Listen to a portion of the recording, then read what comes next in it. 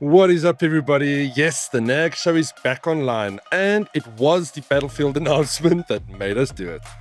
In this week's jam-packed episode, we bring you all the best gaming and tech tidbits from South Africa and the world. Now, in case you didn't know, here at NAG, we love video games and we love technology. It's about all that we do. In this show, we delve into the best and most exciting games and hardware that you can lay your hands on. Everything else goes on to nag.co.za. As always, if you'd like to join the show, send us swag or invite us for dinner, drop us a line. Now remember to keep an eye out for the badger in this show. I keep hiding him in random episodes, so see if you can spot him somewhere in this edit. And please do drop a comment if you see him, but don't give away the timestamp. We just want to know that you found him.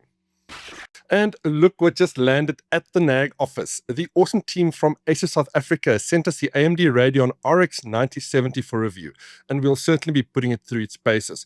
I believe we also have the XT version coming, so if you want to see the reviews on these, check out nag.co.za next week. Now, in case you did not know, the Radeon RX 9070 series graphics cards is the highly anticipated competitor cards from AMD to take on the NVIDIA 5070 series. The 9070 we received for review here is the base model in the series, and of course that XT version will certainly produce a little bit better performance for us hardcore gamers out there. What are your thoughts on this card? Do you want it or do you want to skip it? Let us know. Check out nag.co.za for the full review on this card next week. Another cool piece of tech that we are playing with, and it came up in my interview with Brewtech's Ewald this week, we got talking about Noctua and their passive CPU coolers. Now, if you've not seen these before, be prepared to have your mind blown. Of course, with a Noctua product, everything starts with that unboxing experience, and if you've never done it before, you're in for a treat. Just have a look at how perfect these guys do it. Everything is neatly labeled, packed, and sorted, and I just love unboxing Noctua hardware. The Noctua NH-P1 is a bold step into the world of silent cooling. As Noctua's first passive CPU cooler, it ditches fans entirely and relies on massive heatsink design to dissipate the heat. With its signature beige and brown color scheme and imposing size, the NH-P1 is designed for users who want absolute silence, such as home theater PC builders, low noise enthusiasts, and certain workstation users. The cooler is made from high-quality copper and aluminum and features a wide fin spacing and 6 heat pipes optimized for natural convection. But that doesn't mean it's for everyone. This cooler is not meant for high TDP CPUs or overclocking enthusiasts. Noctua officially recommends CPUs with 65-watt TDP or lower, though with good case airflow or the optional addition of a silent 120mm fan, you could possibly stretch that recommendation slightly. Check out rebeltech.co.za if you want to get your hands on one of these phenomenal coolers. Just let it cool down a bit, these things get rather hot. How good is your video game knowledge? Think you know your stuff? Then see if you can answer the one question in this week's Quest for Knowledge. What famous song was used in Battlefield Vietnam and is often associated with helicopters in the game? Check out the answer at the end of the show, the very end. As you can see, today's show has a bit of a Battlefield flair.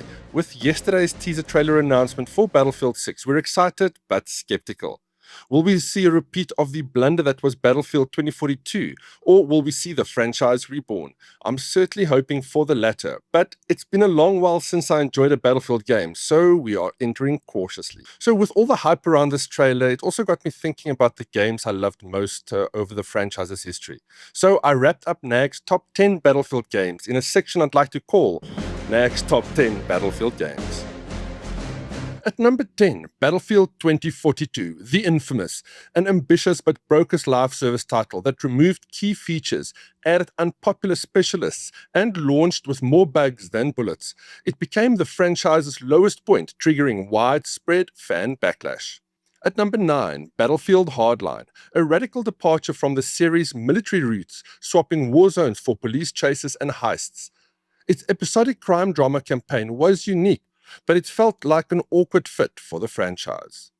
At number 8, Battlefield 5, a visually impressive but directionless World War II shooter that suffered from controversial PR, missing content, and inconsistent post-launch plans. Despite strong gunplay, it never found its footing with fans. Number 7, Battlefield 2, a genre-defining modern combat game that introduced persistent ranks, squad gameplay, and commander roles, making teamwork essential. It became a favorite for competitive and modding communities alike. Number 6, Battlefield Bad Company.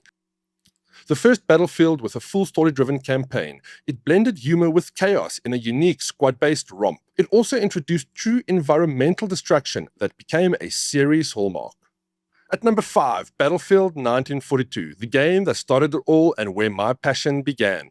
This game revolutionized large-scale multiplayer with vehicles, team roles, and sprawling World War II maps. It laid the foundation for everything that followed in the genre. At number 4, Battlefield 4.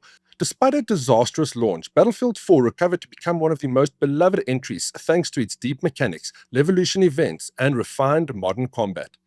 Its long post-launch support turned it into a multiplayer staple. At number 3, Battlefield 1. It was a bold return to World War I that delivered a breathtaking and emotional experience through its War Stories campaign and cinematic battles. With stunning visuals and brutal trench warfare, it stood out in a market saturated with modern settings.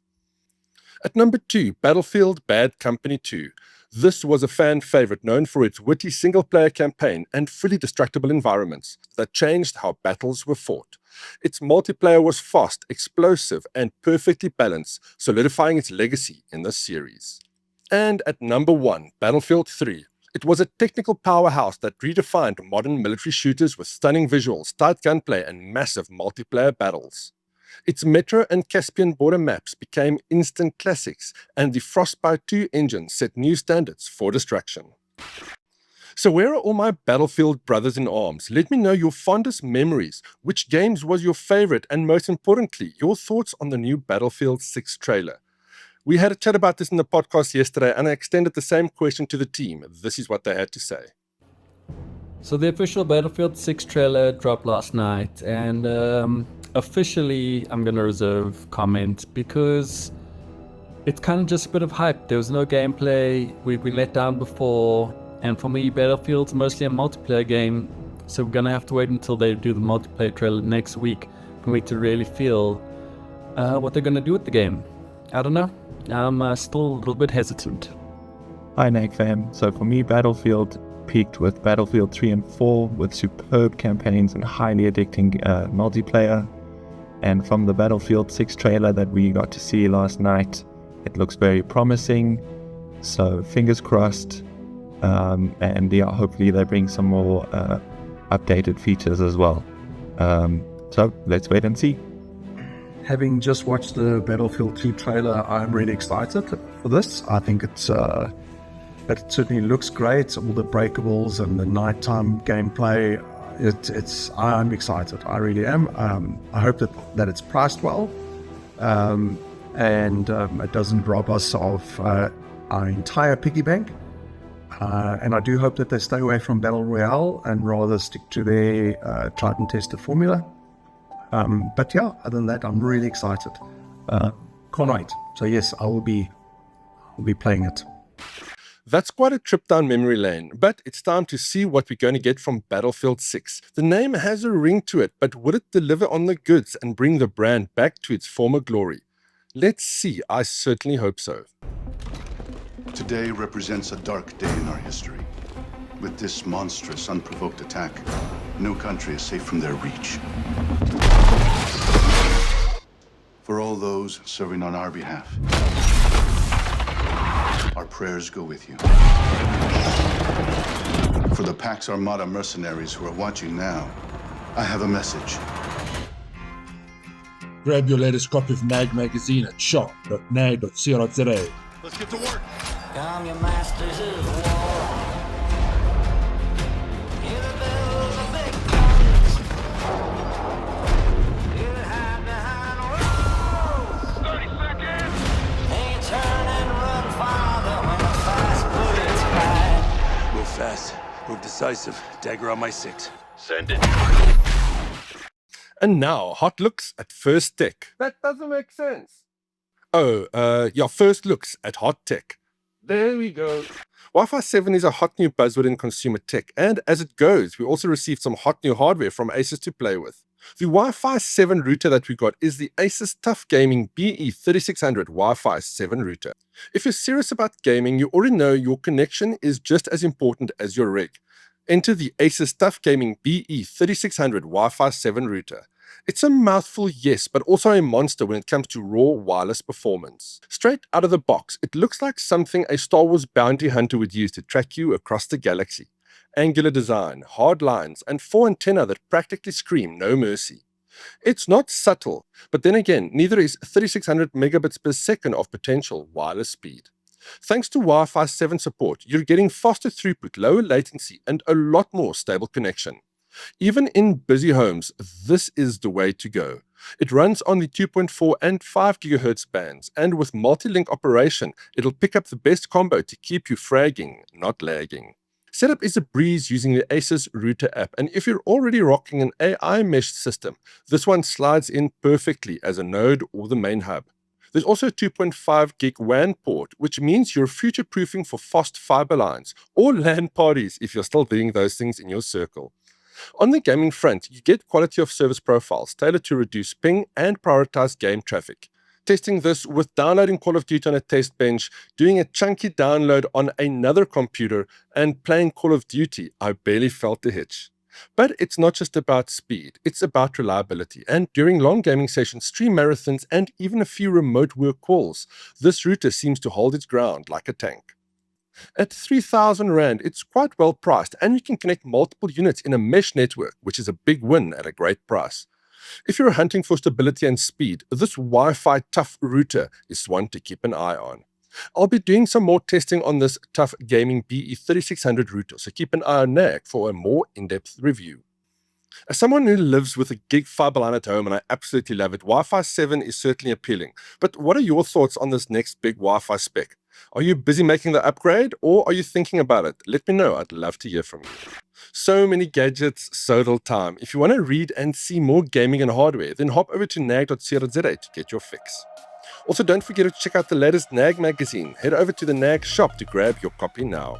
If you want to reach out, submit some products, or just leave a comment, you can do so below or mail me directly. Until next week, NAG out.